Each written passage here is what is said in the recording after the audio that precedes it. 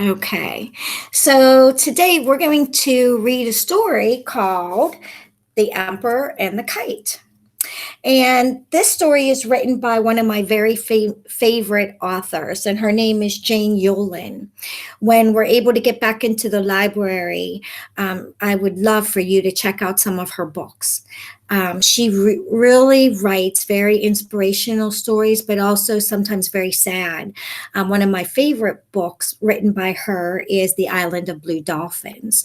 And mostly what she writes is a type of fiction that is called realistic fiction. So even though it's fiction, it's made up, it has factual information within the story itself. So before we actually go ahead and read the story, let's talk for just a couple minutes about some vocabulary words that you should know. So, do you know what an emperor is,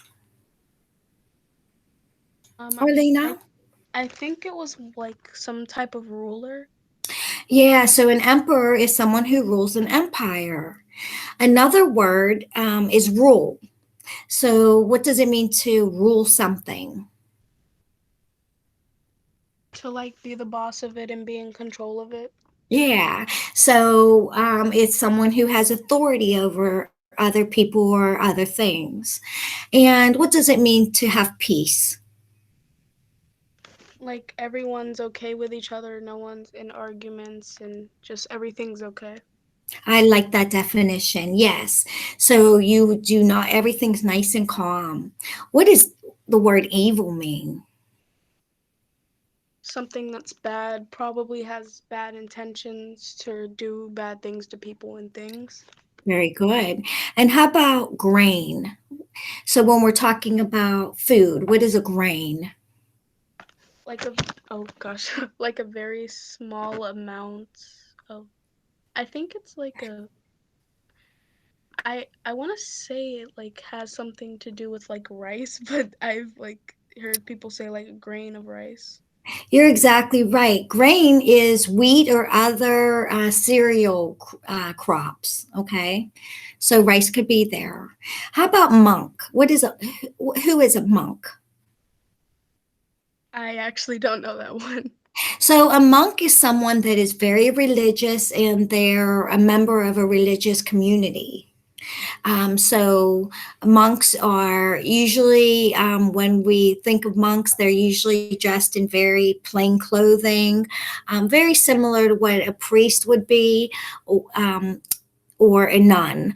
But usually monks are in other countries where we typically call them priests, okay? But they're very, very religious, very holy. They usually have very strict guidelines on how to live, and they've devoted their life to God, okay? What does it mean to be plain? What is a plain when we're talking about a land? Do you know? I think it's like is it like a very flat land? I think it's like it's very like flat. Very good. So it's a very flat land and it usually has no trees. Okay. Very little or no trees at all. What does it mean to sob?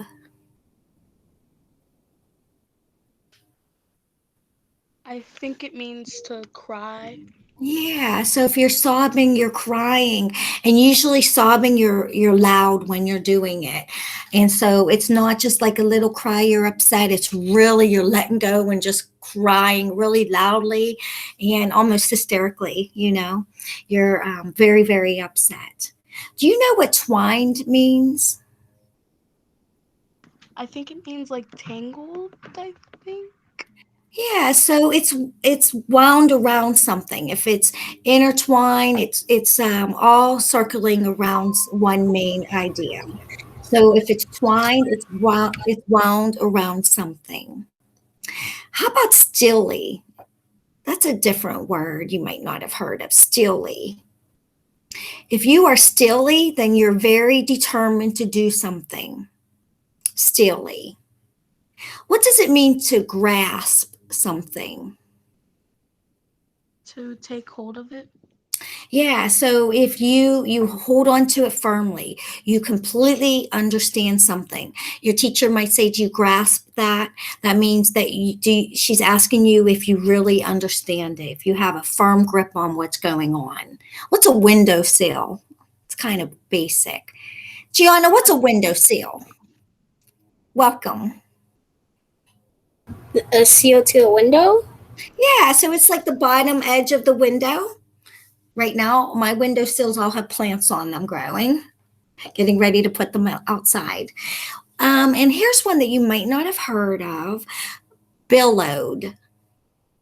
Do either one of you know what billowed means? Nope. So it means that you moved or you flowed outward. You billowed. Okay, you flowed outward. And then the last word is loyalty. What does loyalty mean? Gianna? You're loyal to someone? Yeah. So you have a strong feelings of support for them. Okay, loyalty. So, Gianna, we're going to read a story today called The Emperor and the Kite. And I was saying that this story is written by, You got my invitation, huh? go ahead and mute yourselves, girls. Okay. So, this story is written by one of my favorite authors. Her name is Jane Yolen. And I would love for you guys to check out some of her stories when we finally get back into the library. But also, even on my own, look her up. She should have something on there. Okay. So we're going to read The Emperor and the Kite by Jane Yolen. And as we read, see if you can come across any of the vocabulary words that we just talked about. Okay. Now, this is an old story, and we said it's a realistic fiction, meaning that it's fiction, it's made up, but it's realistic because it has factual information in it. This story is a very old story. When I look at the copyright page, it tells me that it was written in 1967. So it is 54 years old. So it's an older story. Okay. So as I read, take it to see if you can pick out any of the vocabulary words that we just went over. Okay. Here we go. Could everyone see? Okay. Yep. Once in ancient China, there lived a princess who was the fourth daughter of the emperor. She was very tiny. In fact, she was so tiny, her name was Zhu Suo, which means the smallest one. And because she was so tiny, she was not thought very much of when she was thought of at all.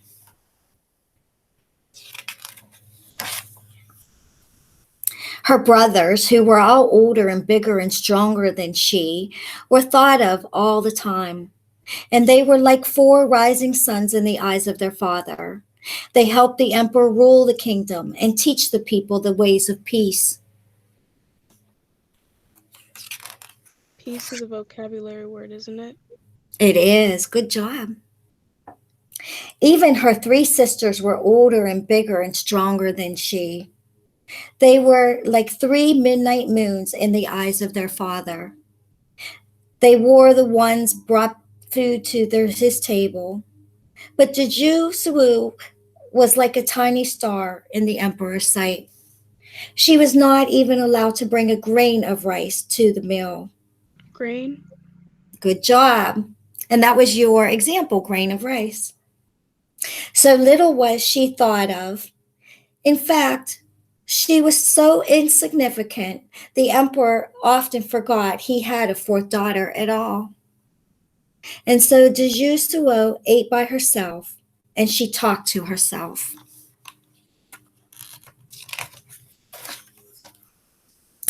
And she played by herself, which was the loneliest thing of all. Her favorite toy was a kite of paper and sticks. Every morning, when the wind came from the east past the rising sun, she flew her kite.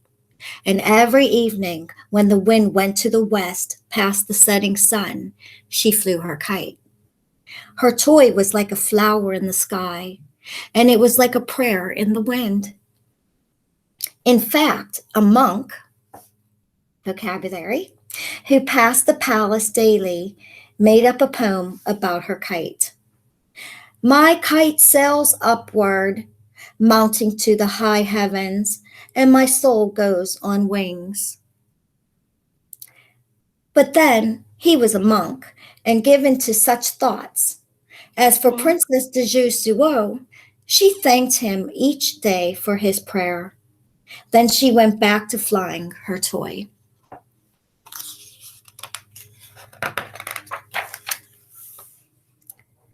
But all was not peaceful in the kingdom, just as the wind is not always peaceful, for the wind can trouble the waters of a still pond, and there were evil men plotting against the emperor. They crept up on him one day when he was alone with his 4 sons were away ruling in the furthermost parts of the kingdom, and his 3 daughters were down in the garden. And only Princess de Suo, so tiny she seemed part of the corner where she sat, saw what happened. The evil men took the emperor to a tower in the middle of a wide, treeless plain. The tower had only a single window with an iron bar across the center. The plotters sealed the door with the bricks and mortar once the emperor was inside. Then they rode back to the palace and declared that the emperor was dead. When his sons and daughters heard this, they all fled to a neighboring kingdom where they spent their time sobbing and sighing, but they did nothing else all day long. All except de Suo. She was so tiny, the evil men did not notice her at all.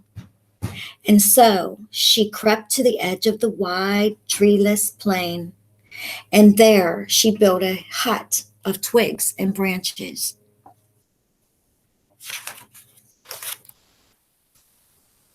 Every day at dawn and again at dark, she would walk across the plain to the tower, and there she would sail her stick and paper kite. To the kite string, she tied a tiny basket filled with rice and poppy seed cakes, water chestnuts, and green tea. The kite pulled the basket high, high in the air, up as high as the window in the tower. And in this way, she kept her father alive. So they lived for many days, the emperor in his tower and the princess in a hut near the edge of the plain. The evil men ruled with their cruel, harsh ways, and the people of the country were very sad. What do you think's going to happen?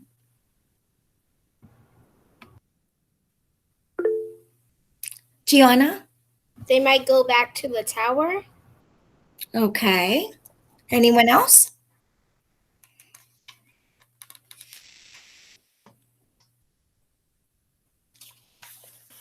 Let's find out what happens. One day, as the princess prepared a basket of food for her father, the old monk passed by her hut. She smiled at him, but he seemed not to see her. Yet as he passed, he repeated his prayer in a loud voice. He said, "My kite sails upward, mounting to the high heavens. My emperor goes on wings." The princess started to thank him, but then she stopped. Something was different. The words were not quite right. "Stop," she called to the monk, but he had already passed. He was a monk after all, and did not take part in things of this world. And then de Suo understood. The monk was telling her something important, and she understood.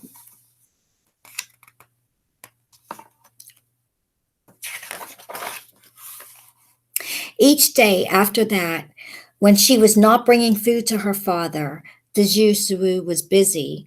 She twined a string of grass and vines and wove in strands of her own long black hair. When her rope was as thick as her waist and as high as the tower, she was ready. She attached the rope to the string of the stick and paper kite and made her way across the treeless plain. When she reached the tower, she called to her father, but her voice was as tiny as she, and her words were lost in the wind.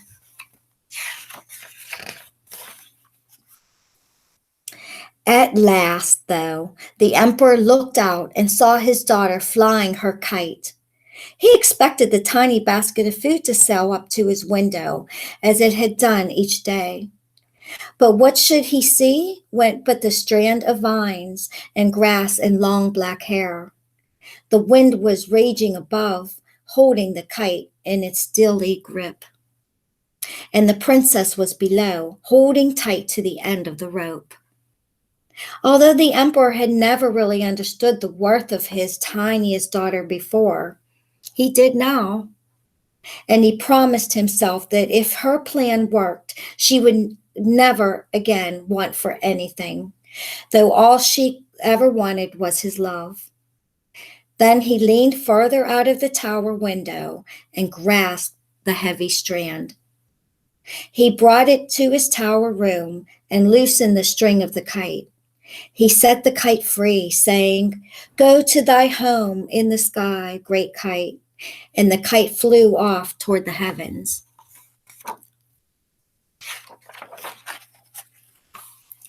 Then the emperor tied one end of the thick strand to the heavy iron bar across the window, and the other end stretched all the way down to Dejusu's tiny hands. The emperor stepped to the windowsill, slipped under the iron bar, good job, saluted the gods, and slid down the rope. His robes billowed out around him. Billowed around him like the wings of a bright kite.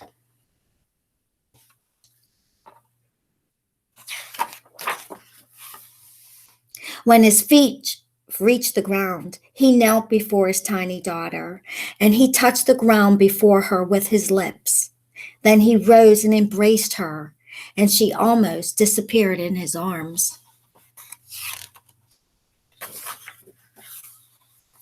With his arm encircling her, the emperor said, "Come to thy home with me, loyal child."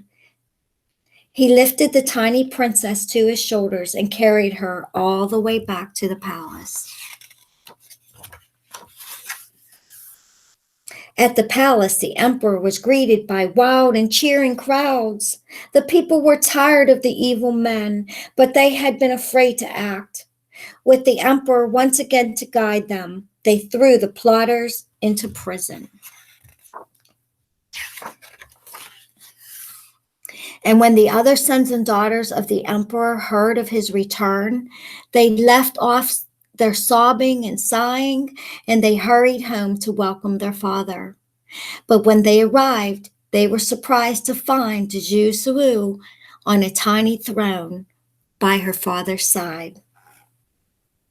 To the end of this day, internet problems. It was. To the end of his day, the emperor ruled with Princess Dejusu close by. She never wanted for anything, especially love. And the emperor never again neglected a person, whether great or small. And two, it is said that Dejusu ruled after him, as gentle as the wind, and in her loyalty as unyielding. Loyalty. Very good. The end. So if you like that story, let's fly a kite. And if you really like the story, let's give yourself a great big hug.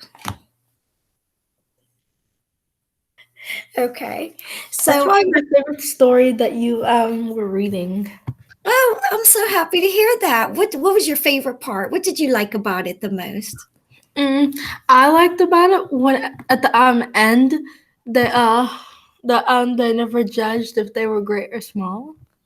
Very good. That's right. It doesn't matter how big or small you are. It matters what's in your heart and what you do with your life. That's what matters. So we're all here and we all have a great life ahead of us. And it's really up to you to decide what you're going to do with it, because the future is yours. All right. So I really hope that you like the story, The Emperor and the Kite. And remember, try to check out some other stories by Jane Yolen. I have not read a story by her that I did not like.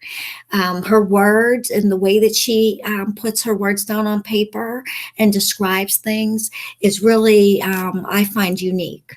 So check out some of the others. My favorite by her is The Island of Blue Dolphins, which I think that I read that maybe when I was in fourth grade, maybe. So I hope that you get a chance to check out some of those as well. I'm going to be putting some bins of books for PSSAs in your teachers' rooms. So I'll try to include some of those books. So take a look for them. That one that you just said about other story, it sounds like a really good one. The one with the island with the dolphins and stuff. That sounds really good. It really is. I'll try to include some of them in the fourth and sixth grade bins. So try to check them out. And if not, then get into the library. I hope really soon we can get back in there. Even go to the public library and check out some of the books. They're awesome. All right, that's all I have for you today. Enjoy and get caught up on your coding if you owe anything. Yes. What's the library assignment? There's a coding assignment for this week. Which It coding? is. Yeah, it's going to be for fourth grade. It's on nested loops, and sixth grade is working on if and else statements. So remember, I've already done all of those. say it again, Gianna. So I've already done all those. Well, then you're all caught up, sweetheart. You could keep working on coding. Go ahead. I'm confused on a problem though. You could stay at the end, and I'll help you with that. Okay. Okay. All right. Done because it doesn't say that I have anything that's missing. Awesome. It's a nice group right here. Michelle, can I help you? I finished all the coding. Yay! That's awesome. I'm so proud of you. That's a lot of hard work. I literally have nothing to do for the library. You did a super awesome job. Do you want me to give you some assignments for next year? Uh-huh. I will. Make myself a note. You said I will add some enrichment for you for coding, so look for that real soon. You'll see a new assignment for you, okay? It won't be required, but it will have the section code and everything to get into your activities for next year. You could get a head start on that. I'm very proud of you. Good job. All right. Does anyone else have any other questions? No, but Gianna. Bye, Miss Carlson. By Michelle. Good to have you, honey. See you Gianna's tomorrow. still there. I need to tell her something. Unless she's still there or not. All right, I'm going to shut the recording off real quick. Gianna.